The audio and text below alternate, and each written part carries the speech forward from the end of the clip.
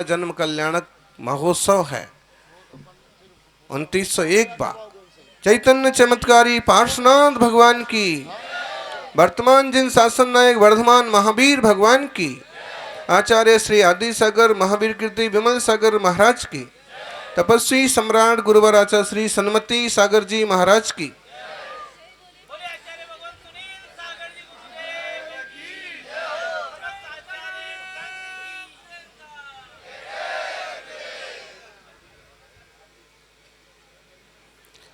कहीं वन बनता है, कहीं उपवन बनता है, कहीं भवन बनता है, लेकिन वो गांव सौभाग्यशाली है जहां आदि शरणम बनता है।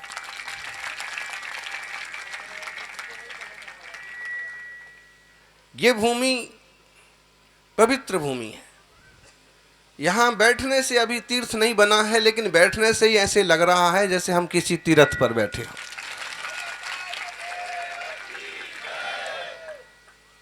भूमि बोलती है, भूमि नाचती है, भूमि गाती है, भूमि रोमांचित हो जाती है, और वो सब चीजें आज हमको यहां देखने को मिल रही हैं। हरे भरे पौधों के रोमांच निकल रहे हैं, दिशाएं मुस्कुरा रही हैं, और सबका मन नाच रहा है। आदिनाथ भगवान की कभी कल्पना नहीं की होगी कि आदिनाथ भगवान यहां आएंगे और गांव का नाम ही बदल करके अयोध्यापुरम हो जाएगा। वो भूमि जहां पंच कल्याणक महोत्सव हुआ, सब लोगों की नजर उस पर है कि अब जो भी बड़े कार्यक्रम होंगे उस भूमि पर होंगे।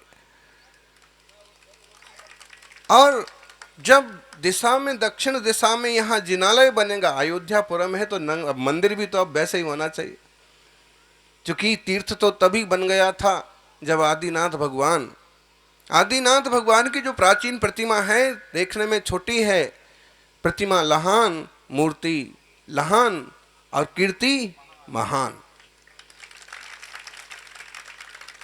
तो प्रतिमा वो छोटी जरूर दिखती है कि मुश्किल से 21 इंच की, 25 इंच की भी प्रतिमा नहीं है, लेकिन फिर भी वह इतनी मंगलकारी है। तो तीर्थ तो तभी बन गया था जब माही नदी के कालिया द्रह से आदिनाथ भगवान की प्रतिमा प्रकट हुई थी।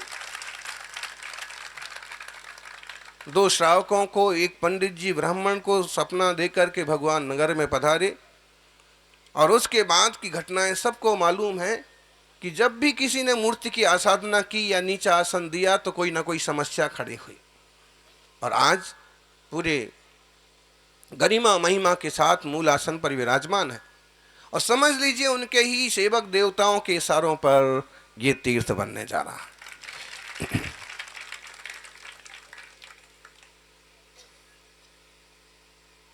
आदिनाथ भगवान की मूर्ति की घोषणा हो गई, जमीन आपके पास में है, मूर्ति की घोषणा हो चुकी है। मंदिर बनने में कितना वक्त लगेगा? अगर भगवान आ गए तो, और निश्चित रूप से आज तीर्थ का शिलान्यास है, मंगल मुहूर्त है।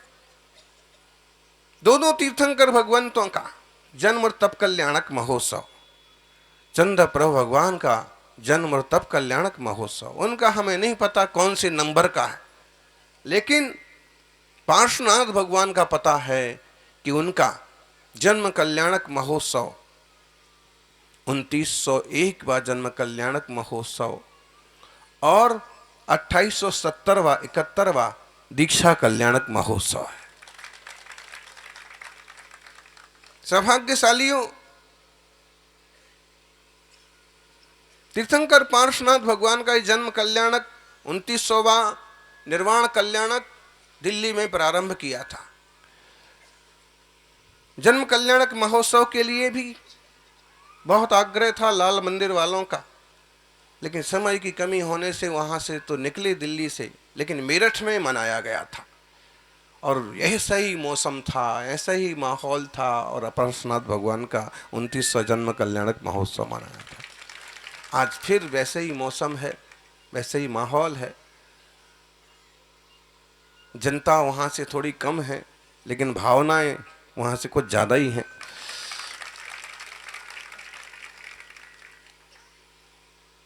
तो ये मुहूर्त बहुत अच्छा है। कोई लोग कह रहे होंगे मल मास और ये मास, लेकिन देखा जाए तो मल मासों की व्यवस्था क्या है। प्रतिष्ठाएं भी हो रही हैं, ज्यादातर मान्यताएं तो वैदिक ज्योतिष से आई हैं। दूसरी बात, पंडित हसमुख जी से एक बार ऐसी चर्चा हो रही थी ज्योतिष पर, तो फिर हमने उनको कहा कि ये मुहूर्त बराबर नहीं बैठ रहा। तो कई बार ये होता है कि मुहूर्त कम ज्यादा हो जाता है, समय नहीं रहता है। तो उन्होंने कहा कि आचार्य ने जो घोषणा कर दी वही मुहूर्त सही मुहूर्त होता है।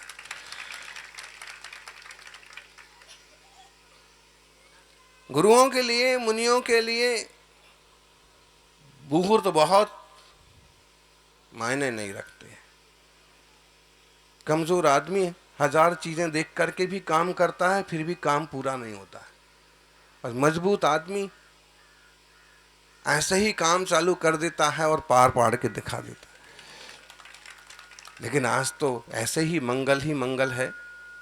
सिद्ध चक्र महामंगल विधान की आराधना का समापन, तीर्थंकरों के कल्याणक से बड़ा कोई मुहूर्त नहीं होता है।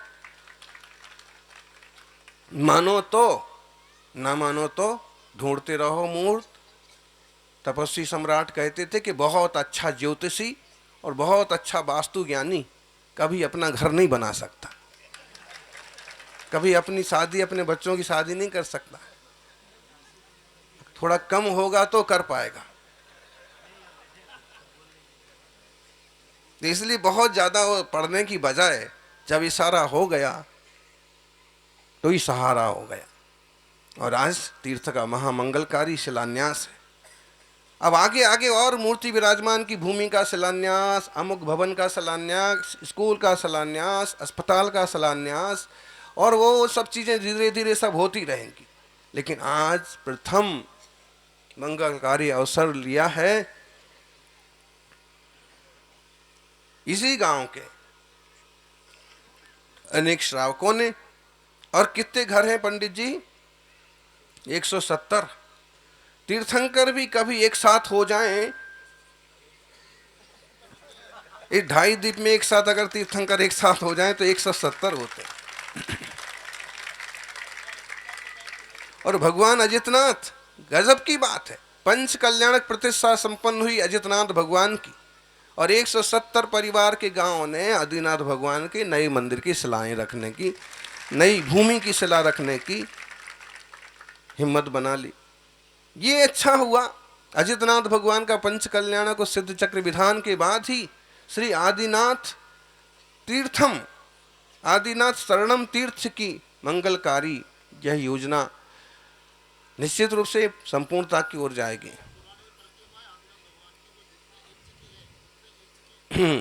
आदिनाथ भगवान की जितनी पुरानी प्रतिमा है ना, जितने इंच की है, 21 की, 23 की, उसको ठीक ढंग से नापा जाएगा, और जितने इंच के वो भगवान है उतने फुट के भगवान यहाँ विराजमान।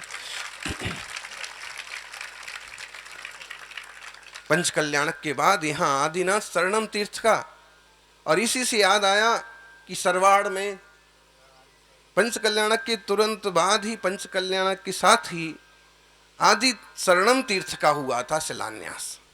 आदि शरणम, ये आदिनाथ शरणम। तो वहां तो गाड़ी, क्योंकि क्या होता है, लोग बोलते हैं और निकालते नहीं है, समस्या यहाँ होती। जब हिम्मत है, मन आया है, तो मन से निकला हुआ दान हाथों हाथ करना चाहिए। दोषी परिवार ने कितना बड़ा मन बनाया, जितनी बड़ी मूर्ति होगी, जितना खर्च आएगा हम करेंगे। ऐसे ही वो तो मदनगंज किशनगढ़ के अध्यक्ष वगैरह सब बोली चतुर्मास में लग गए, नहीं तो वहां भी मुनि सुब्रत धाम का शिलान्यास हो जाता, और होना चाहिए। एक अच्छा सा स्थान समाज के लिए, धर्म ध्यान के लिए, शिक्षा स्वास्थ्य के लिए। आत्मार्थियों, और बड़ा धर्म ध्यान शुक्ल ध्यान तो यहाँ हो नहीं पा रहा है। कमाई का थोड़ा सा हिस्सा पूजा में लग जाए, किसी के स्वास्थ्य और शिक्षा में लग जाए, धर्मात्माओं को जोड़ने में लग जाए, धर्मात्माओं की क्रियाकलापों के लिए कोई केंद्र बन जाए, उसके हिसाब से लग जाए, वो भी समझ लो एक पुण्य ही हुआ। तो आज इस कार्यक्रम को सभी अच्छे मन से संपन्न कर लें। गुरुवर तपस्वी सम्राट का 14वां दीक्षा दिवस मनाया, परसों समाधि दिवस मनाया, और हम देखें तो आचार्य पद दीक्षा दिवस, भट्टाचार्य, ये सब योग संयोग बनते रहते हैं।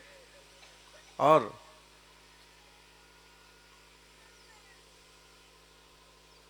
जब पुण्य के उदय आते हैं तो सारे शुभ संयोग बन जाते हैं। और हम किसी भी शुभ कार्य में उत्साहित करने का ही काम करें, टांग खिंचाई का काम, किसी के भावों को हतोत्साहित करने का काम ना करें। किसी का मन बन रहा है कुछ करने का, कुछ दान करने का, कुछ शिला रखने का। अभी जैसे वो चंदावत परिवार जी ने खुद आगे बढ़ कर के, अच्छा खैर शुरुआत है, बहुत बड़ी नहीं है, लेकिन फिर भी मन बहुत बड़ा है। ऐसे बड़े मन के लोग जब जुड़ेंगे तो बड़ा तीर्थ भी बन करके तैयार हो जाएगा। बात तो ठीक है कि मंदिरों की ज़रूरत क्या है, बात सब अपनी अपनी जगह सभी ठीक होते हैं, लेकिन समाज सक्षम है, योग्य भूमि है, प्रभु का प्रभाव है। अब हम उतने छोटी जगह को, लोग समझते तीर्थ का मतलब होता है बहुत बड़ी जगह होना चाहिए। अब कितने ही अतिशय होते रहे, लेकिन उस मंदिर को अतिशय क्षेत्र कहने की लोग हिम्मत ही नहीं जुटा पाते। इतना छोटा मंदिर थोड़ी अतिशय क्षेत्र कहलाता है। तो अब जब बड़े भगवान बैठेंगे, बड़ा जगह होगी, तो आपो आप अतिशय क्षेत्र तो है ही है। और प्रत्येक तीर्थंकर जिन प्रतिमा आप में अतिशयकारी है, भगवान की भक्ति का, पूजा का लाभ लें, जीवन में सभी उन्नति करें, सभी बाह्य समृद्धि के साथ अंतरंग सिद्धि रिद्धि सिद्धि भी पाएं। सच में ना कुछ लाए थे ना ले जाना है, लेकिन बीच में जो कुछ भी हमारे हाथ में है इसका सदुपयोग करें। यहाँ तक कि अपने शरीर को भी धर्म ध्यान में लगाएं। आत्मकल्याण का मार्ग तीर्थंकरों से मिला, इसलिए तीर्थंकरों की आराधना करते हुए आत्मशुद्धि के पथ पर सभी बढ़ें। ये मंगल भावना। जय बोलिए। की दक्षिण दिशा नीची है, ये दक्षिण में वो बैठे तो गुरुदेव अपन क्या करेंगे, जो सुनो तो सही। और दक्षिण दिशा नीची होने के बाद भी इतना प्रभाव है आदिनाथ भगवान का कि सब सुखी हैं। लेकिन आदिनाथ की ऊंची मूर्ति जब बैठेगी तो पूरी दक्षिण दिशा ऊंची हो जाएगी, अब वहां प्रभाव और बढ़ेगा। हेलो, बोल आदिनाथ भगवान की